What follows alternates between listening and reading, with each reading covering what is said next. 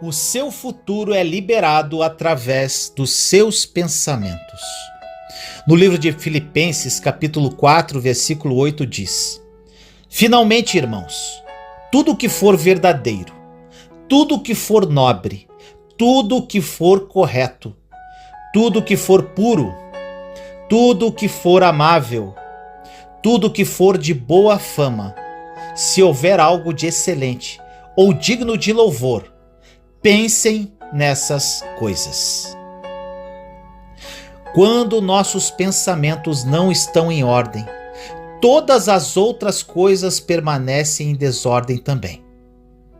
A grande verdade é que muitas das vezes nós estamos com a expectativa de ter fé para viver milagres, mas os nossos pensamentos acabam batalhando contra a nossa fé, e os nossos pensamentos acabam neutralizando a nossa porção de fé.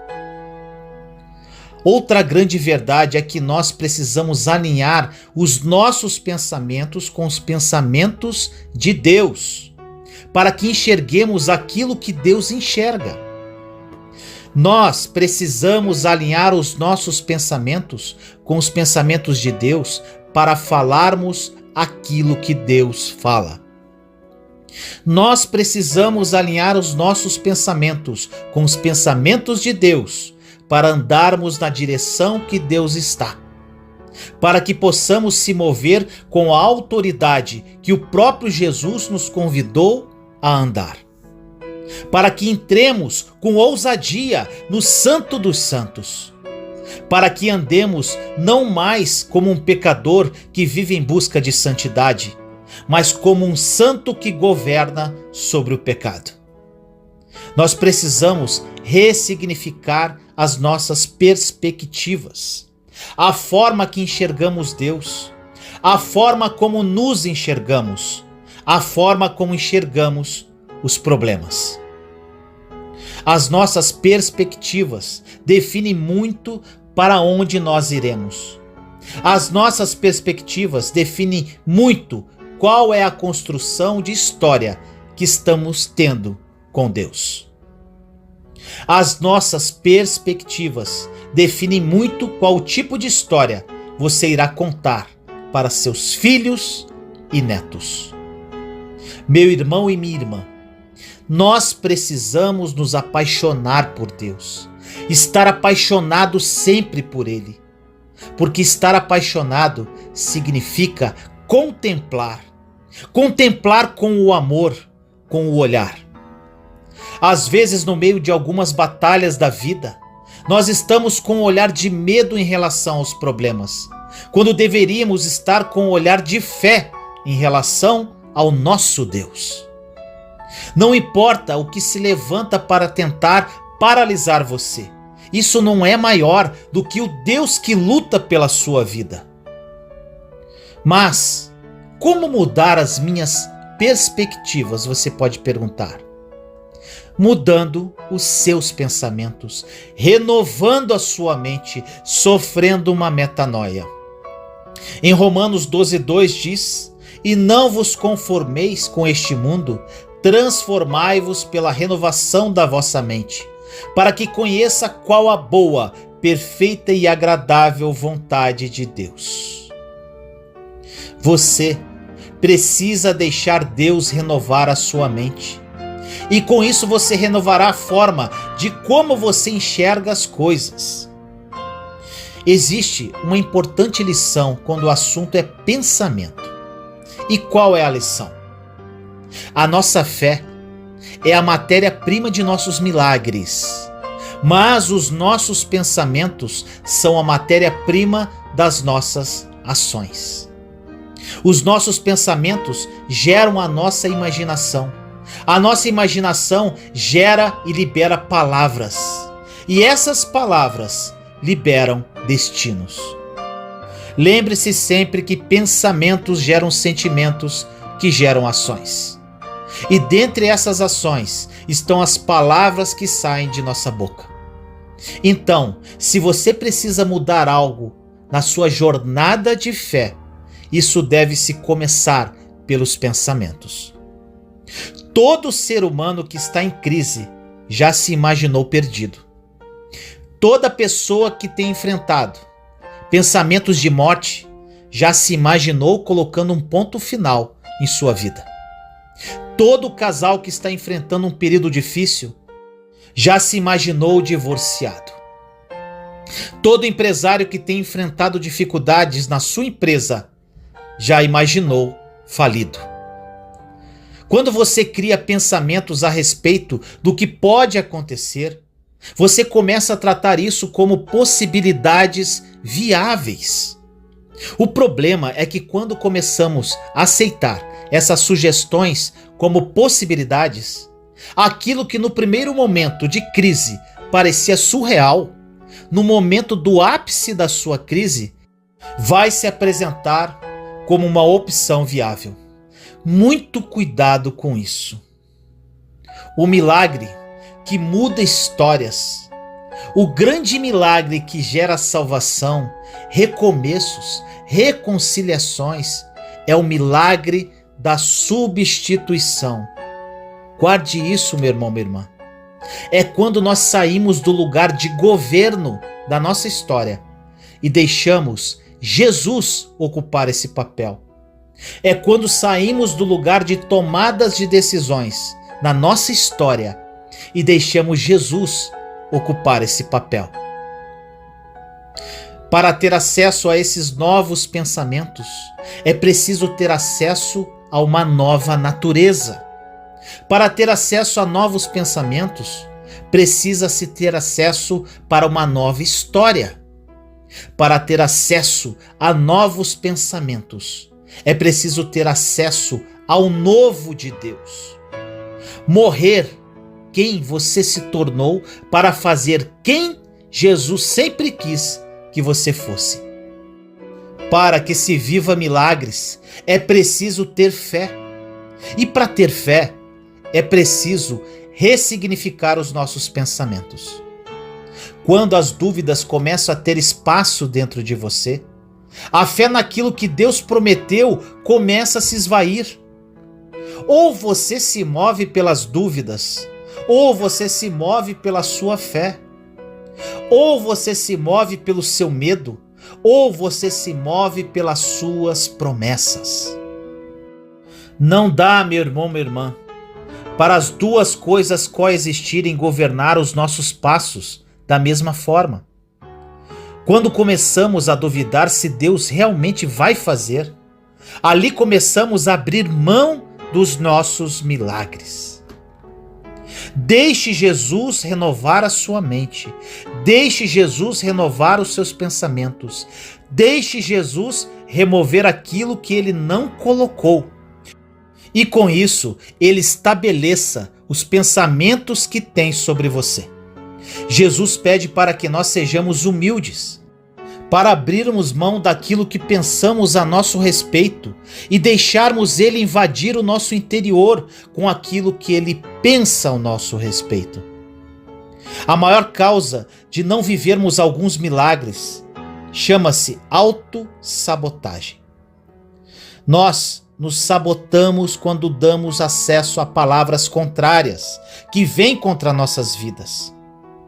Existem pessoas que aceitam como verdades as mentiras que outros dizem ao respeito delas, mas não conseguem tratar como verdades as promessas que Deus fez a respeito delas.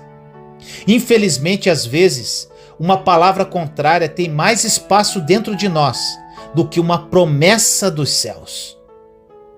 Nós precisamos sempre estar em aliança com Jesus. Direcionar sempre os nossos pensamentos para Deus, para que destinos sejam liberados através de pensamentos. Pensamentos que surgem através do céu. Precisamos despertar e notar que somente os pensamentos que surgem através das ideias de Deus são pensamentos que vão gerar vida para o nosso futuro. Ore comigo assim. Senhor amado, nos colocamos em sua santa e doce presença neste dia eu, meus irmãos e irmãs em Cristo Jesus. Pai amado, que esta mensagem seja um verdadeiro divisor de águas na vida dos meus irmãos e irmãs. Metanoia, renovação de mente. Que eles criem essa consciência que para viver uma vida plena, uma vida que Cristo morreu por nós, eles precisam ser transformados pela renovação de suas mentes. Espírito Santo, fale aos corações, revele essa verdade a essas pessoas e que através disso elas permitam o trabalhar de Deus em seus pensamentos, visando viver o seu plano para as suas vidas. Que elas entendam verdadeiramente que essa metanoia não é opção, mas sim uma condição de viverem as suas promessas, Pai. Assim nós oramos, em nome do nosso Senhor Jesus Cristo. Amém.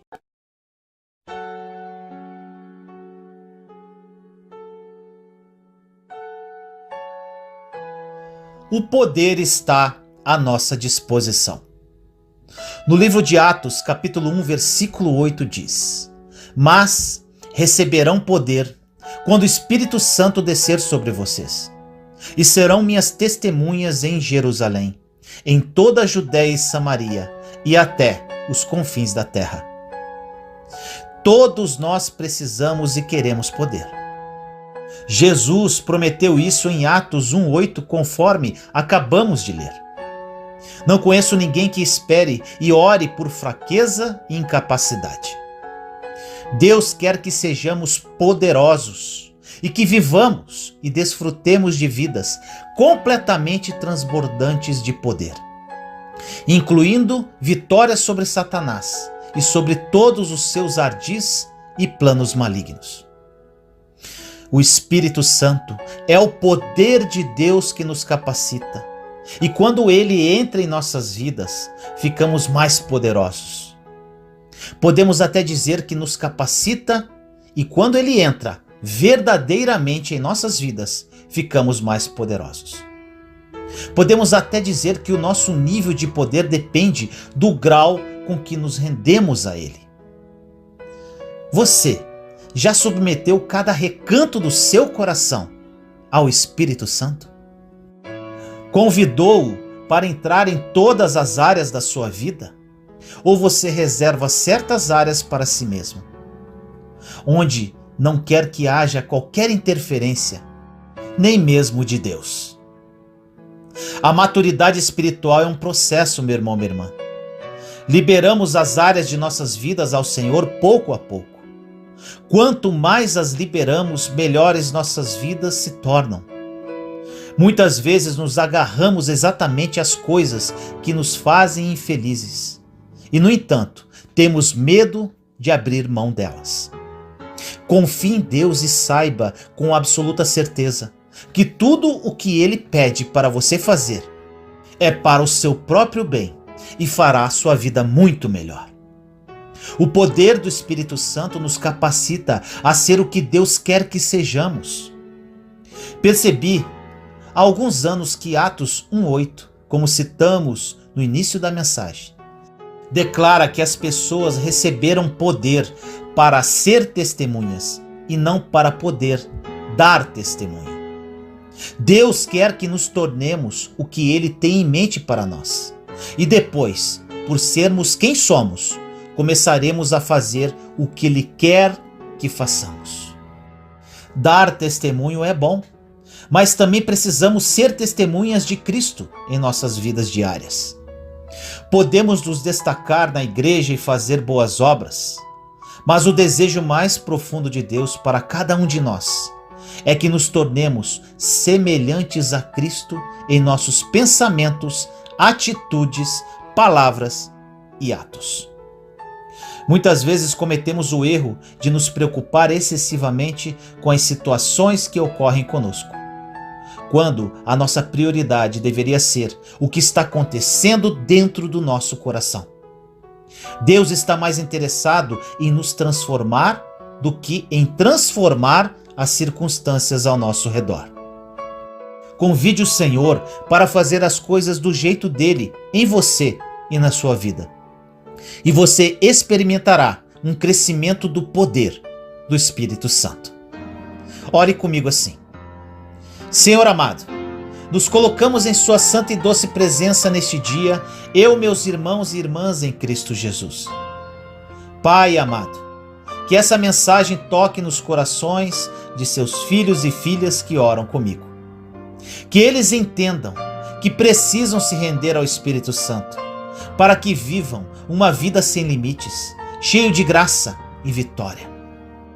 Muitos estão mais preocupados com as circunstâncias do que com seu próprio coração. Que eles despertem e tenham consciência que o poder está à nossa disposição. Para isso, precisamos deixar o Espírito Santo agir de forma eficaz. Obrigado, Pai.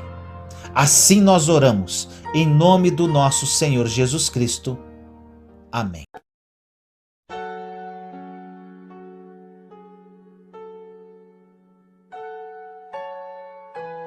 Não deixe que as emoções sejam a base da sua caminhada. No livro de Deuteronômio, capítulo 31, versículo 6 diz: Esforçai-vos e animai-vos, não temais, nem vos espanteis diante deles, porque o Senhor teu Deus é o que vai contigo, não te deixará, nem te desamparará. A primeira chave desta mensagem de hoje, meu irmão, minha irmã, se encontra nessa grandiosa e poderosa palavra de Deus. Essa passagem aborda um princípio que é suficiente para nos manter em paz, seja qualquer situação que nós estejamos passando. A palavra é bem direta quando diz que Deus nunca vai nos abandonar e que nós nunca vamos estar sozinhos.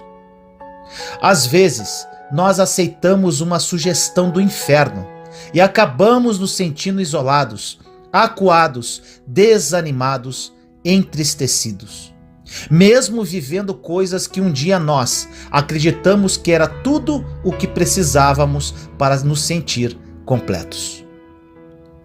Quando algum desses pensamentos negativos surgirem, nós precisamos entender e lembrar do que a palavra de Deus diz a nosso respeito. Deus deixou para nós uma garantia, a garantia de que nós nunca estaríamos sozinhos e abandonados. Pode até uma mãe que amamenta o seu filho esquecer dele. Eu, todavia, jamais me esquecerei de você, diz o Senhor.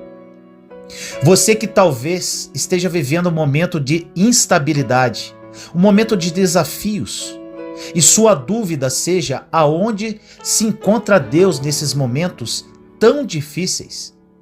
Lembre-se, a fé prospera em meio ao desconforto. É no meio do desconforto, é no meio das tempestades e desafios que a fé prospera. O que precisamos entender é que se nós perdêssemos tudo, como amizades, zona de conforto, se nós perdêssemos até nossas expectativas de vida, lembre-se, não importa o que você perdeu, se você não perder a fé, você não perdeu nada. A fé era tudo o que os heróis da fé tinham para começar quando não tinham nada ao seu redor. Abraão começou no meio de um deserto. Moisés começou no meio de um deserto.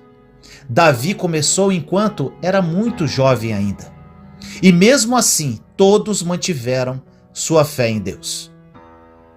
Se você vive um momento de desconforto, um momento de afronta, um momento de desânimo, você está diante de uma das maiores oportunidades que você já experimentou de fazer a sua fé prosperar. A segunda chave desta mensagem é: você precisa entender que só quem te viu por completo sabe o que está faltando quando você está em cacos, em pedaços. Quando Deus nos formou, Ele nos formou completos e plenos. Deus nos formou exatamente de acordo com aquilo que Ele queria que nos tornássemos. Então, o que precisamos entender é que quando existe um vazio em nós, nós precisamos correr para quem nos fez por completos, para quem nos fez plenos. Às vezes nós pedimos ajuda para pessoas que estão vazias da mesma forma, como se fosse um cego guiando outro cego. E Deus quer deixar bem claro que, além de estar do nosso lado, Ele habita dentro, no interior. Ele está dentro de você. Você crê nisso? Quando você estiver se sentindo incompleto, com vazios tremendos, busque em Deus as respostas, porque quando Ele te vê em cacos, Ele sabe o que está faltando. Quando Deus criou Adão, Adão não teve pai e mãe. Adão não foi gerado por alguém, senão pelo próprio Deus. A pergunta que nós devemos fazer é: se Adão não teve pai e mãe, de onde veio o sangue que corria nas veias de Adão? Corria nas veias de Adão o próprio sangue de Deus. Foi soprado sobre Adão a própria vida de Deus. Entenda que a própria vida de Deus está disponível dentro de você, e isso é poderoso demais. Não há nada que resista ao poder de ressurreição que em nós habita. Não coloque um ponto final aonde o autor da vida continua escrevendo. Você não vai ficar no meio do caminho, você não vai parar, você não vai desanimar se Deus for o centro da tua história. A grande verdade é que desde o dia em que você nasceu, uma batalha espiritual começou. A Bíblia diz que antes de Moisés nascer, um homem se levantou e ordenou que todos os recém-nascidos homens fossem assassinados, porque ele entendeu que no meio daquela geração existia um libertador, e por não saber quem era, ele mandou que exterminassem toda uma geração. Vemos isso acontecer com Jesus quando ele estava próximo a nascer. Então Herodes se levanta e a mesma coisa acontece. O mesmo cenário ocorre. Então, meu irmão, minha irmã, entenda isso. Quando você é gerado, você nasce. Ali já começa uma batalha espiritual. O inferno deseja paralisar você. O inferno deseja frustrar os sonhos que Deus planejou para a sua vida. Mas lembre-se, maior é o que está em nós do que aquilo que se levanta ao nosso redor. Quando nós nascemos, uma batalha já começa a ser travada. Mas a grande verdade é que quando nós nos posicionamos, ela se intensifica. Existe uma grande frase que diz: os 2 dias mais importantes na vida de um homem é quando ele nasce e quando ele entende para o que nasceu. O que você precisa entender é que quando você nasce com seu propósito, nasce também os seus perseguidores. Quando você desperta para o seu chamado, despertam também os seus acusadores. Quando você se posiciona em relação ao seu destino, se posicionam também os seus gigantes.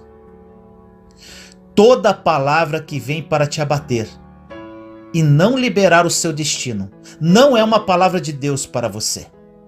Precisa ser rejeitada. Todo conselho que não traz paz não é conselho dos céus. Nós precisamos entender que o tempo inteiro existem sugestões, existem setas, existem portas que se abrem, que não foi Deus quem abriu. Existem caminhos que são sugestivos, mas não foi Deus quem criou.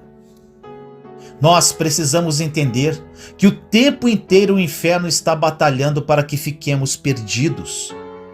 Fazer com que nós nos cansemos andando em círculos. Fazer com que fiquemos iludidos, acreditando que o fato de estarmos em movimento significa que estamos indo para algum lugar. Movimento não necessariamente significa estar na direção do seu destino. Muitas pessoas estão em movimento há anos, mas continuam andando em círculos, sem sair do lugar. Todas as espécies de conflito são formas de guerra. E se você não conhece o inimigo nem a si mesmo, perderá todas as batalhas. O inimigo tenta fazer com que coloquemos nosso olhar em nossos gigantes, ao invés de colocarmos o nosso olhar em um Deus que derruba gigantes. A base da nossa jornada não devem ser nossas emoções, mas sim a nossa fé.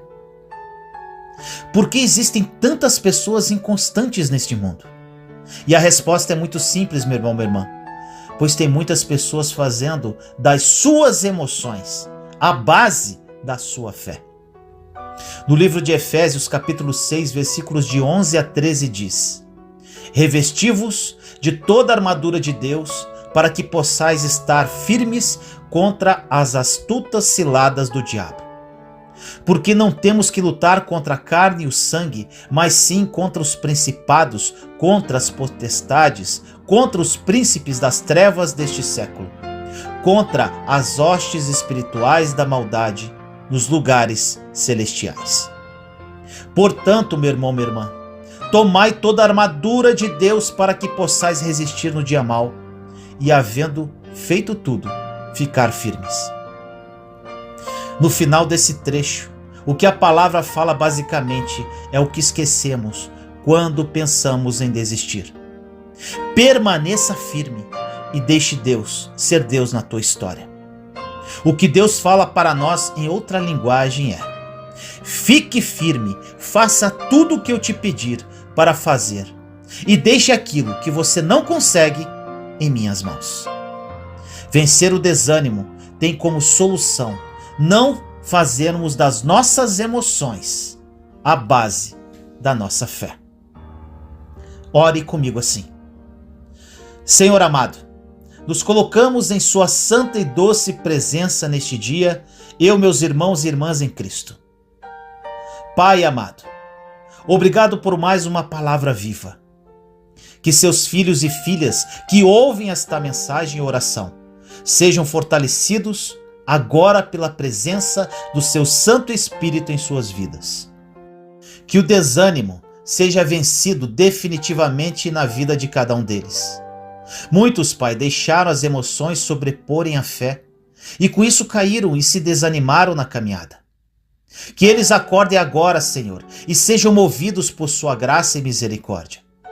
Que eles tenham a plena revelação em seus corações que o Senhor é presente e que habita em cada um. Que a partir de hoje, a caminhada de cada um deles seja próspera, cheia de paz e esperança.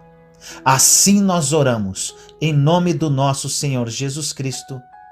Amém.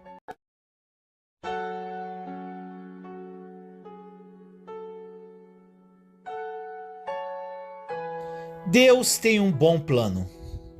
No livro de Efésios, capítulo 2, versículo 10 diz: Porque somos criação de Deus, realizada em Cristo Jesus, para fazermos boas obras, as quais Deus preparou de antemão para que nós as praticássemos. Deus tinha um bom plano estabelecido para cada um de nós, muito antes que surgíssemos neste planeta. Não é um plano de fracasso, infelicidade, pobreza, doença, desastre e enfermidade. O plano de Deus é um plano bom, de vida e saúde, felicidade e realização. Outros versículos afirmam esta mesma verdade.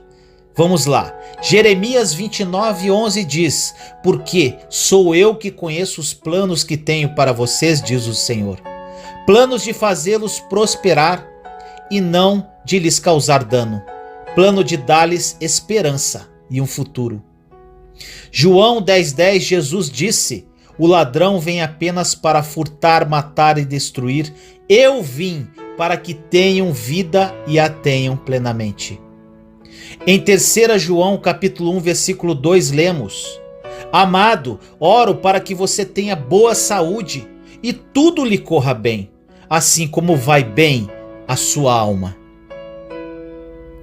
Traremos um grande benefício à nossa vida se dissermos a nós mesmos, várias vezes por dia: Deus tem um plano bom para a minha vida. E por que devemos fazer isso? Precisamos estar firmemente convencidos desta verdade para impedir que sejamos afetados por nossas circunstâncias e emoções instáveis. Talvez você pergunte assim: se Deus tem um plano tão maravilhoso para a minha vida, por que não estou vivendo nele? Entendo por que você faz esta pergunta. Parece realmente estranho que, se Deus nos ama tanto e tem planos tão bons para nós, ainda soframos como sofremos muitas vezes. Mas você precisa se lembrar de que temos um inimigo que está decidido a atrapalhar o plano maravilhoso de Deus e destruir as coisas boas que Ele tem em mente para nós. Mas existe algo mais, algo realmente tremendo que precisamos entender sobre Deus. Deus não gosta quando alguém nos fere e tenta minar o seu plano para nós. Ele tem sempre um plano para a nossa cura e restauração, enquanto faz com que nos deitemos em pastos verdejantes para restaurar a nossa alma, conforme diz o Salmo 23:2. Ele está se levantando para fazer algo acerca da nossa situação. Deus está do nosso lado e deve ser um grande consolo sabermos que o que não podemos fazer por nós mesmos, o Senhor fará por nós, se confiarmos nossas vidas a Ele. Nunca esqueça que Deus habita em você através do Espírito Santo e que você está em Cristo. Só Ele tem o poder para mudar a sua vida radicalmente, para que você viva o plano bom, perfeito e agradável já reservado para você. Ore comigo assim: Senhor amado, nos colocamos em sua santa e doce presença neste dia, eu, meus irmãos e irmãs em Cristo Jesus. Pai amado, sabemos que tem um bom plano para a nossa vida.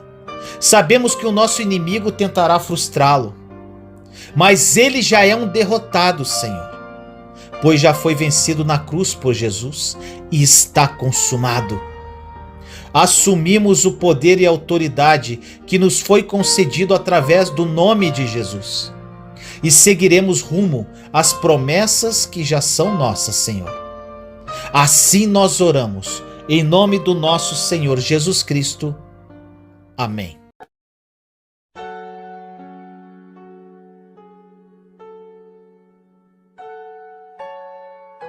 Quando, Deus? Quando? Em 2 Pedro, capítulo 3, versículo 8 diz: não se esqueçam disto, amados. Para o Senhor um dia é como 1000 anos, e 1000 anos como um dia. Devemos lembrar que Deus tem o seu próprio senso de oportunidade. Deus não se move no nosso tempo. Ele nunca se atrasa, mas também não costuma se antecipar. Ele é sempre o Deus da 25ª hora.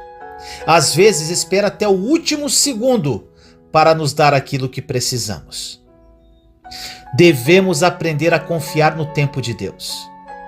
Mas antes de fazer isso, precisamos chegar ao lugar de quebrantamento na sua presença. O que eu quero dizer é que a nossa obstinação e o nosso espírito de independência precisam ser quebrados antes que Deus tenha liberdade de operar a sua vontade em nossas vidas e circunstâncias.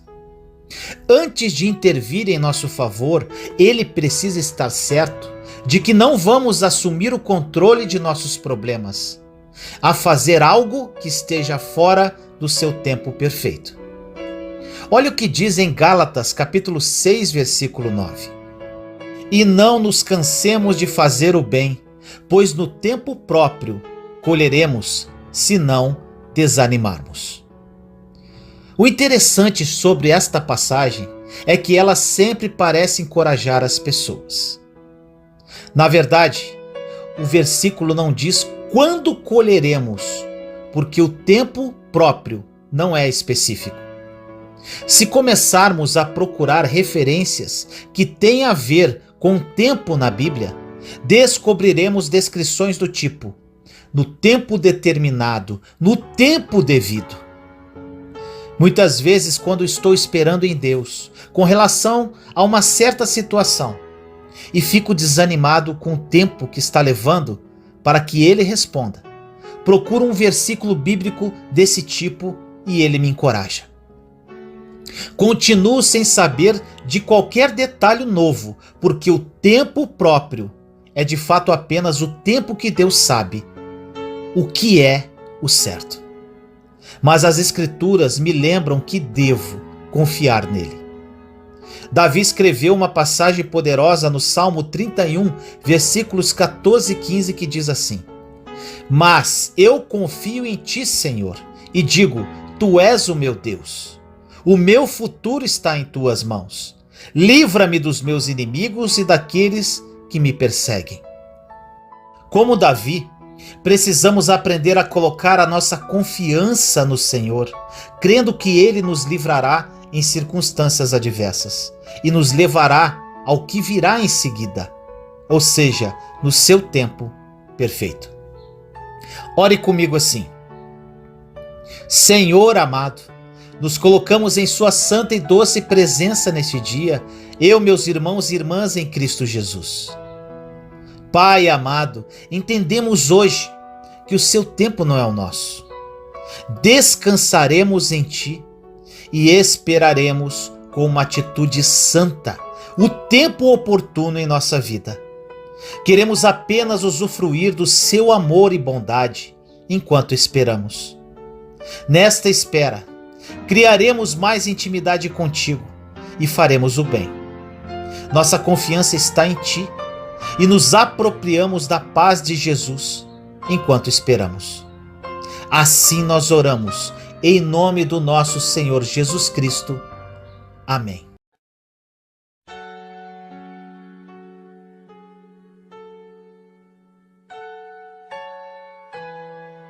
Fé consistente e confiante. No livro de Romanos, capítulo 1, versículo 17 diz: Porque no Evangelho é revelada a justiça de Deus, uma justiça que do princípio ao fim é pela fé. Como está escrito, o justo viverá pela fé. Essa mensagem nos ensina, meu irmão, minha irmã, que as pessoas que são justas e retas viverão pela fé. Fé é confiança em Deus.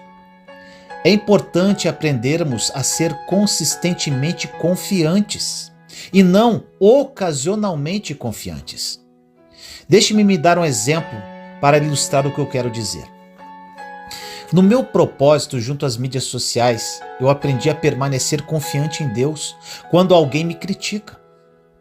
No começo, esse tipo de situação trazia à tona todas as minhas inseguranças e praticamente afetava a minha confiança.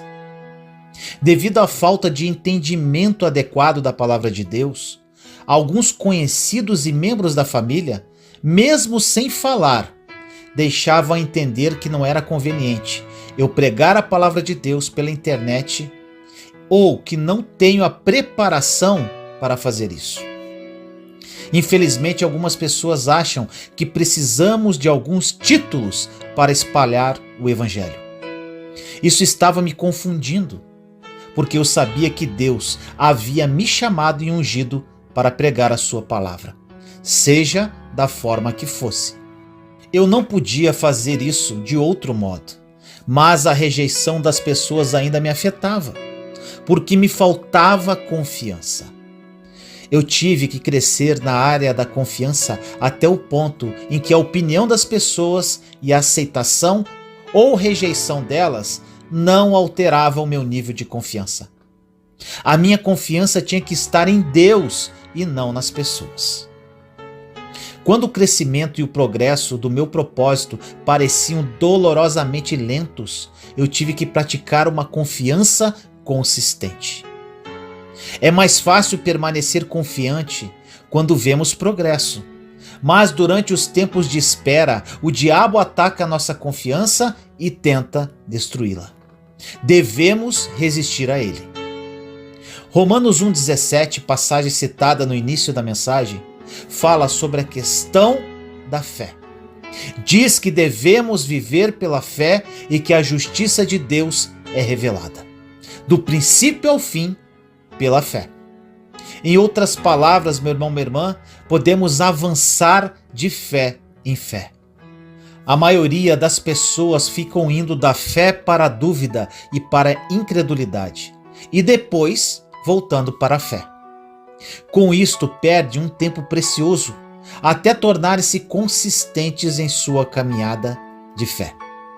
O segredo para combater isso é praticar a confiança em todas as coisas, com a ajuda de Deus. Meu irmão, minha irmã, você também pode ter uma fé consistente e confiante.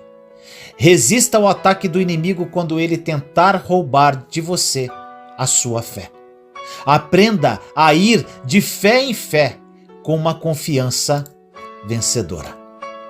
Ore comigo assim. Senhor amado, nos colocamos em sua santa e doce presença neste dia, eu, meus irmãos e irmãs em Cristo Jesus. Pai amado, resistimos ao ataque do inimigo que tenta roubar a nossa fé. Caminharemos de fé em fé, de glória em glória, um dia de cada vez. Teremos uma fé consistente e inabalável. Sabemos que cada um de nós tem uma medida de fé dentro de si e por isso, através dela, alcançaremos suas promessas. Muitas pessoas que oram comigo agora caminham de fé para a incredulidade e depois voltam para a fé. Ficam oscilantes, Senhor. Chega, Pai, escolhemos a partir de hoje viver pela fé e não através de nossos sentimentos e emoções. Sabemos que pela fé a sua justiça é revelada, do princípio ao fim. É isso que escolhemos, Senhor. Assim nós oramos, em nome do nosso Senhor Jesus Cristo. Amém.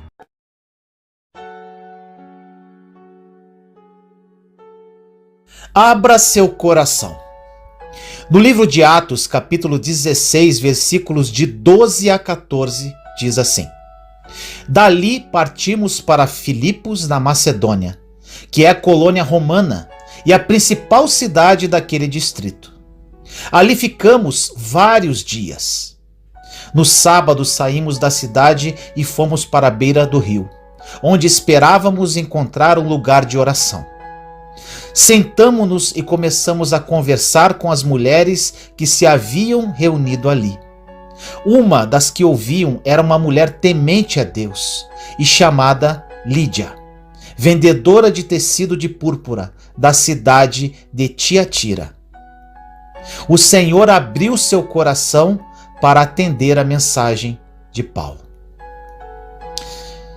Na cidade de Filipos, para onde Deus dirigiu Paulo e aqueles que com ele viajavam, um grupo de mulheres se reuniu na margem de um rio para orar conforme a passagem dita no início da mensagem. Paulo começou a falar com aquelas mulheres, dizendo-lhes coisas que nunca tinham ouvido antes.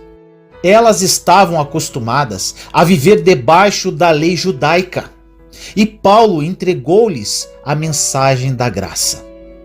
Uma das mulheres, que se chamava Lídia, abriu seu coração para receber o que Paulo dizia. Assim como Lídia, meu irmão, minha irmã, precisamos abrir nossos corações para as coisas de Deus. O motivo pelo qual um coração aberto é tão importante é porque sem isso não ouviremos nada novo. Não estou falando de coisas estranhas ou inusitadas, mas de coisas diferentes que Deus quer fazer em nossas vidas. É impressionante o número de grandes promessas bíblicas nas quais nos recusamos a crer, porque não fazem parte do que nos foi ensinado anteriormente. Por que a nossa jornada de fé não pode ser progressiva? Por que não conseguimos acreditar que pode haver algumas coisas que não sabemos? Eu não estou afirmando que deveríamos ser tão abertos a ponto de acreditarmos em qualquer coisa que nos dizem, ou que o diabo queira despejar em nós. Mas sim que deveríamos evitar ter uma mente tão estreita que nos leve a rejeitar as coisas grandes e novas de Deus. Não precisamos ter medo de ouvir o que está sendo dito e checar tudo por nós mesmos, lendo a Bíblia e falando com Deus sobre o assunto para vermos se é realmente verdade. Nós temos o Espírito da Verdade conosco.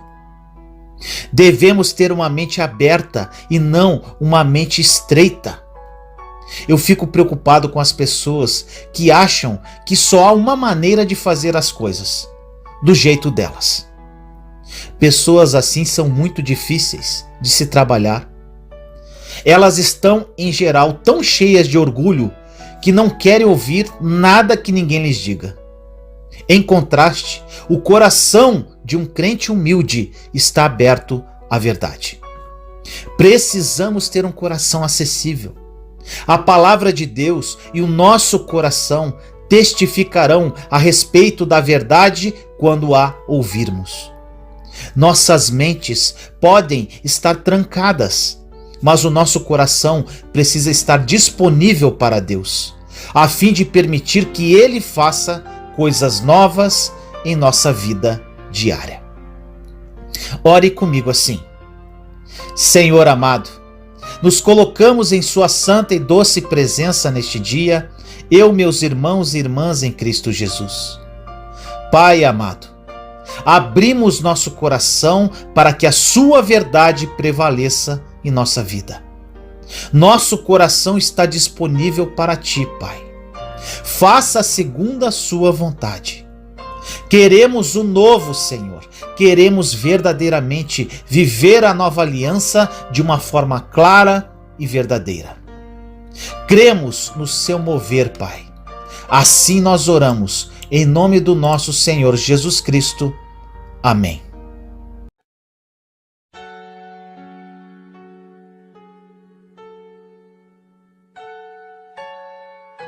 Você é amado.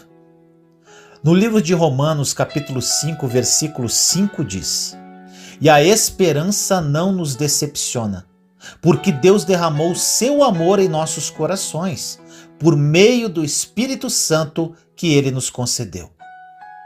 Meu irmão, minha irmã, nesta passagem diz que o amor de Deus é derramado em nossos corações pelo Espírito Santo que Ele deu a nós. Isto significa simplesmente que quando o Senhor, na forma do Espírito Santo, vem habitar em nossos corações, através da nossa fé em Seu Filho Jesus Cristo, Ele traz amor com Ele, porque Deus é amor. Gente, isso é maravilhoso. Em 1 João, capítulo 4, versículo 8 diz: Quem não ama não conhece a Deus, porque Deus é amor. Todos nós precisamos perguntar o que estamos fazendo com o amor de Deus que nos foi dado livremente. Será que o rejeitamos por acharmos que não temos valor suficiente para sermos amados? Será que acreditamos que Deus é como as outras pessoas que nos rejeitaram e feriram? Ou recebemos o seu amor pela fé, crendo que Ele é maior do que nossos fracassos e fraquezas? Que tipo de relacionamento, meu irmão, minha irmã, você tem com Deus, consigo mesmo e finalmente com os outros? Durante muito tempo eu não sabia que tinha um relacionamento comigo mesmo. Era algo sobre qual nunca havia pensado, até que Deus começou a me ensinar nesta área. Agora, entendo que passo mais tempo comigo mesmo do que com qualquer outra pessoa, e é vital que eu conviva bem comigo mesmo. E o mesmo acontece com você. Todos nós sabemos como é angustiante trabalhar dia após dia com alguém com quem não nos damos bem. Mas pelo menos não temos que levar essa pessoa para casa conosco. Mas estamos com nós mesmos o tempo todo, dia e noite. Nunca temos um só minuto longe de nós, nem mesmo um segundo. Portanto, é de máxima importância termos paz com nós mesmos e aceitarmos o amor de Deus em nosso coração. Meu irmão, minha irmã, eu encorajo vocês a receber o amor de Deus de uma maneira nova no dia de hoje. Ore comigo assim. Senhor amado, nos colocamos em sua santa e doce presença neste dia, eu, meus irmãos e irmãs em Cristo Jesus. Pai querido, somos amados. Oh, glória! Recebemos o seu amor, esse amor incondicional que excede qualquer tipo de entendimento humano. É o que desejamos, Pai, andar em amor como Jesus andou. Através desse amor, aprenderemos verdadeiramente a amá-lo, amar a nós mesmos e amar o nosso próximo. O Senhor é amor e para conhecê-lo precisamos amar verdadeiramente. Ensina-nos, Senhor, a amar como Jesus nos amou. Assim nós oramos em nome do nosso Senhor Jesus Cristo. Amém.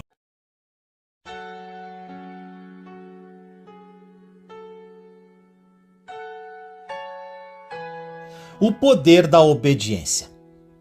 No livro de Romanos, capítulo 5, versículo 19 diz: Logo, assim como por meio da desobediência de um só homem, muitos foram feitos pecadores, assim também, por meio da obediência de um único homem, muitos serão feitos justos.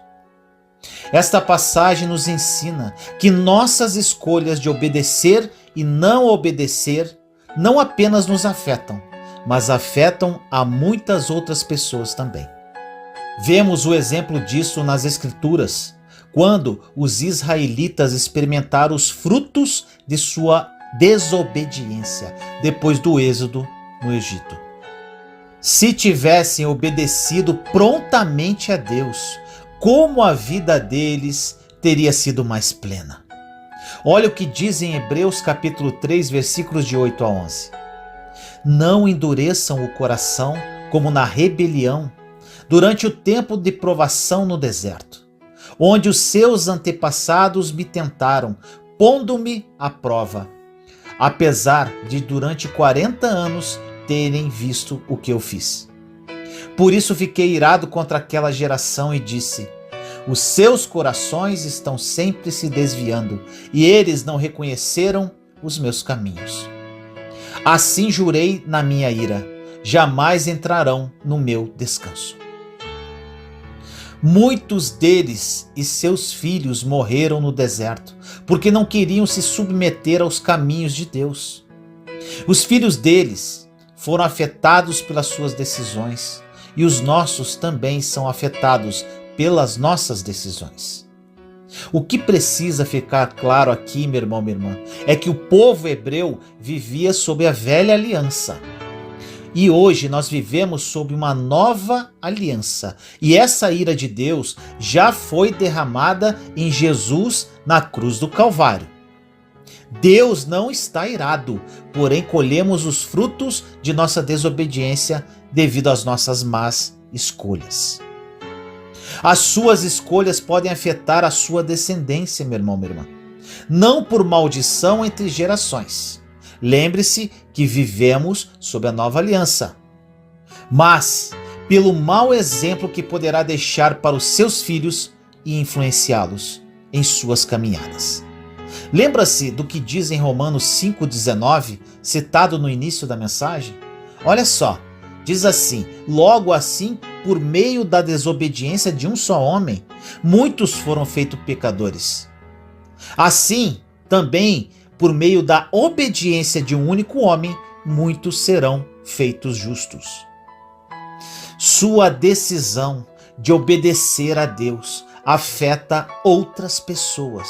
E quando você decide desobedecer a Deus, isso também afeta. Você pode desobedecer a Deus e optar por ficar no deserto. Mas, por favor, tenha em mente que você tem filhos, ou um dia os terá. E as suas decisões farão com que eles fiquem no deserto com você.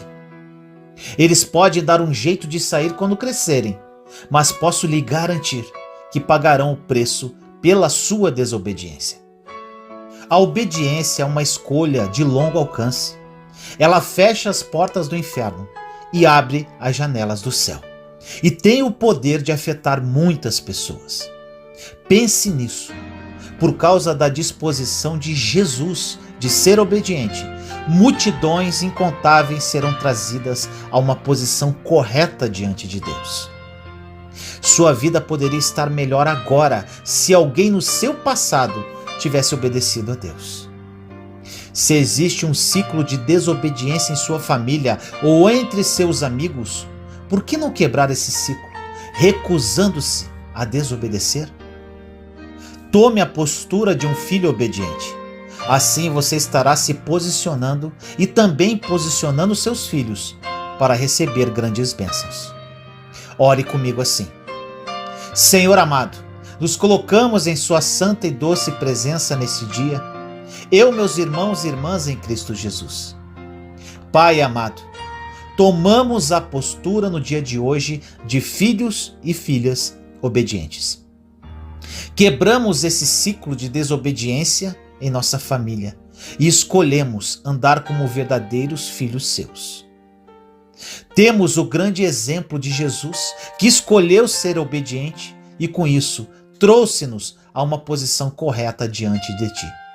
Assim nós oramos em nome do nosso Senhor Jesus Cristo. Amém. Em Cristo. No livro de Atos, capítulo 17, versículo 28 diz: Pois nele vivemos, nos movemos e existimos, como disseram alguns dos poetas de vocês. Também somos descendência dele. Meu irmão, minha irmã, as expressões em Cristo, nele ou em quem, encontradas em muitos livros do Novo Testamento, são de vital importância. Se não entendermos esses termos, nunca teremos o discernimento adequado com relação ao nosso quem e ficaremos frustrados ao passarmos nossas vidas tentando melhorar o nosso fazer. Meu irmão, minha irmã, quando recebemos Jesus Cristo como Salvador, considera-se que estamos nele. O que ele conquistou e merece, nós recebemos por herança. Examinar o relacionamento que temos com nossos filhos naturais pode, de alguma forma, nos ajudar a entender melhor esse assunto. Eu tenho, Vinícius, 4 filhas. Muitos aspectos da aparência e da personalidade delas resultam do fato de ter iniciado suas vidas, de alguma forma, em mim. Elas receberam a minha composição física, a minha natureza, o meu temperamento e daí por diante. Agora, elas já estão crescidas e são livres para cuidar da vida e realizar coisas que farão com que eu me orgulhe delas. Mas nunca se deve esquecer que elas começaram em mim. Esse tipo de relação dura para sempre.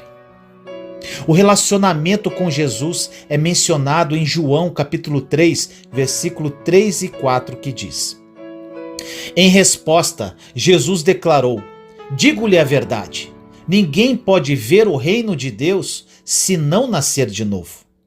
Perguntou Nicodemos: Como alguém pode nascer sendo velho? É claro que não pode entrar pela segunda vez no ventre de sua mãe e renascer. Nicodemos falhou em ver que Jesus falava de um nascimento espiritual, um nascimento no qual somos tirados de uma maneira mundana de viver e colocados dentro de Cristo, inseridos numa nova maneira de pensar, de falar e de agir. Todos nós precisamos saber quem somos em Cristo. Este é o nosso começo, o lugar onde demos início a uma nova vida.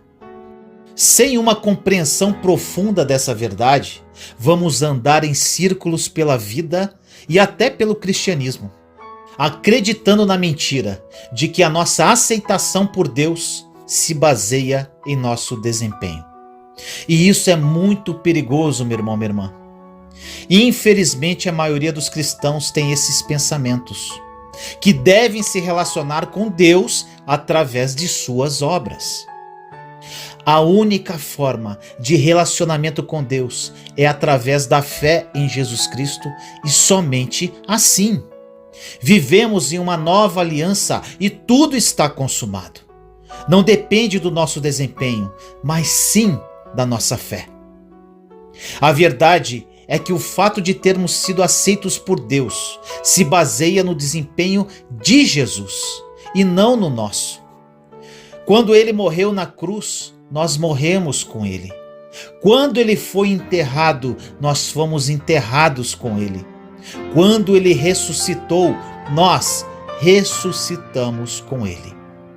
Esta é a maneira que Deus escolheu para ver a todos nós, que sinceramente cremos em Jesus, como nosso sacrifício substitutivo e o pagamento por todos os nossos pecados.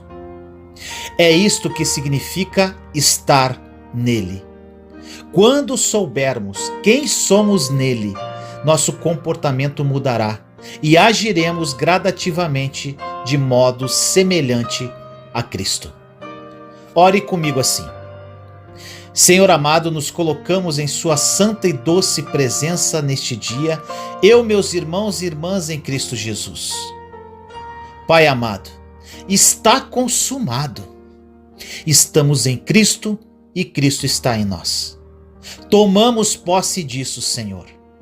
Morremos com ele naquela cruz e ressuscitamos com ele no terceiro dia. Somos livres e tudo se faz novo. Cremos que estamos em Cristo e por isso nossos pensamentos, sentimentos e atitudes também serão como as dele.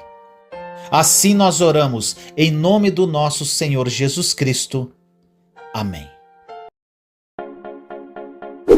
Juntos somos fortes. Compartilhe esta mensagem para que mais pessoas sejam edificadas. Inscreva-se no canal e acione o sininho para ser notificado de novos vídeos. Te amo em Cristo Jesus.